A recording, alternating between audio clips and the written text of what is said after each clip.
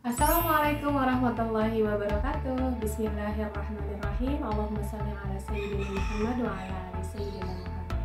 Hai teman-teman, kembali lagi di channel Dewi Setiarini. Alhamdulillah, kali ini aku ingin membagikan siapa sosok guru. Di samping dari sekian banyak guru yang aku juga berilmu kepada beliau semua, aku menemukan beliau di sebuah channel YouTube, teman-teman. Pada saat itu aku memang sedang melakukan terus pencarian tentang ilmu-ilmu agama. Menurut aku pada saat itu aku diberikan teguran-teguran oleh Allah Subhanahu wa taala melalui berbagai masalah dalam kehidupan rumah tangga aku. Beliau adalah Ustaz Adi Hidayat, SMA, Hafizahullah, dan semoga beliau selalu dijaga oleh Allah Subhanahu wa taala.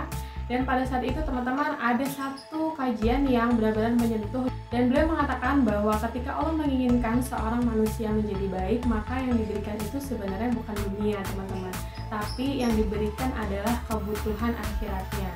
Karena pada sejatinya ketika manusia sudah diberikan kebutuhan akhiratnya, maka dunia akan mengikuti secara otomatis. Dan itulah kata-kata yang benar-benar menghujam di hati aku. Beliau sangat detail menyebutkan ayat-ayat tentang solusi kehidupan, teman-teman, dari sejak seorang manusia sebelum menjadi janin, bahkan sampai dengan wafat dan kembali kepada Allah Subhanahu wa taala. Di sini teman-teman, aku ingin membagikan ayat-ayat solusi kehidupan dari sejak manusia sebelum menjadi janin sampai kembali kepada Allah Subhanahu wa taala nanti di akhirat kelak. Sejak manusia sebelum menjadi janin atau sebelum di kandungan ibunya, ada amalan yaitu di Quran surah 3 ayat 38 sampai ayat 39. Kemudian keadaannya di dalam kandungan di Quran surah 19 ayat 2 sampai 11. Kemudian bagaimana supaya kandungannya terjaga dengan baik, ada di Quran surah 7 ayat 189. Kemudian setelah lahir, bagaimana supaya ASINya lancar, di Quran surah 2 ayat 233. Kemudian setelah berusia 2 tahun ke atas, supaya dekat dengan Allah Subhanahu wa taala, baik dengan orang tuanya maupun baik dengan tetangganya, maka ada amalan di Quran surah 31 ayat 13 sampai 19. Ketika dia mulai belajar dan supaya cepat menangkap pelajaran, ada di Quran surah 9 ayat 122. Supaya meningkat prestasinya, ada di surah 58 ayat 11. Ketika dia mulai bergaul supaya terjaga pergaulannya dan tetap dekat dengan Allah Subhanahu wa taala, ada di Quran surah 49 ayat 13. Dan ketika ada yang serius datang melamar, maka ada di surah 4 ayat 4. Dan ketika terjadi pernikahan, ada amalannya di Quran surah 30 ayat 21. Ketika sudah berumah tangga, maka ada pembagian tugas, ada di Quran surah 4 ayat 34. Ketika suami mulai mencari nafkah, ada cara yang standar, yaitu di Quran surah 2 ayat 168.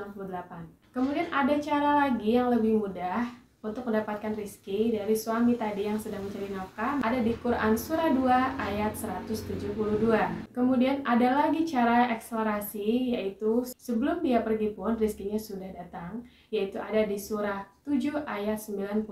Ketika mendidik anak supaya mudah, ada di Quran surah 17 ayat 23. Ketika lelah mengurus anak atau rumah tangga di rumah, ada di Quran surah 26 ayat 80. Ketika sudah lelah kepayahan dan mendapatkan penyakit, ada di surah 21 ayat 83 sampai 84. Jika di dalam pekerjaan ada yang menzalimi, ada amalan di Quran surah 17 ayat 79 sampai 81. Dan ketika di luar pekerjaan ada juga orang-orang yang ingin menzalimi, ada amalan di Quran surah 21 ayat 87 sampai 88. Dan ketika rizki sudah mulai meluas, bagaimana cara bersyukurnya? Ada di Quran surah 14 ayat 7. Ketika sudah mulai ada ujian-ujian yang melanda, kita harus bersiap-siap, yaitu ada di Quran surah 2 ayat 214. Dan solusinya untuk ujian-ujian tadi ada di Quran surah 3 ayat 142. Kemudian bagaimana cara sabarnya dalam menghadapi ujian itu? Ada di Quran surah 2 ayat 155 sampai 157. Kemudian ketika sampai di usia 40 tahun dan orang tua masih hidup, bagaimana cara berbaktinya? Ada di Quran surah 46 ayat 15. Dan manusia yang hidup akan kedatangan maut atau kematian. Ada di Quran surah 3 ayat 185. Kematian itu ada malaikat yang diutus, yaitu ada di Quran surah 32 ayat 11.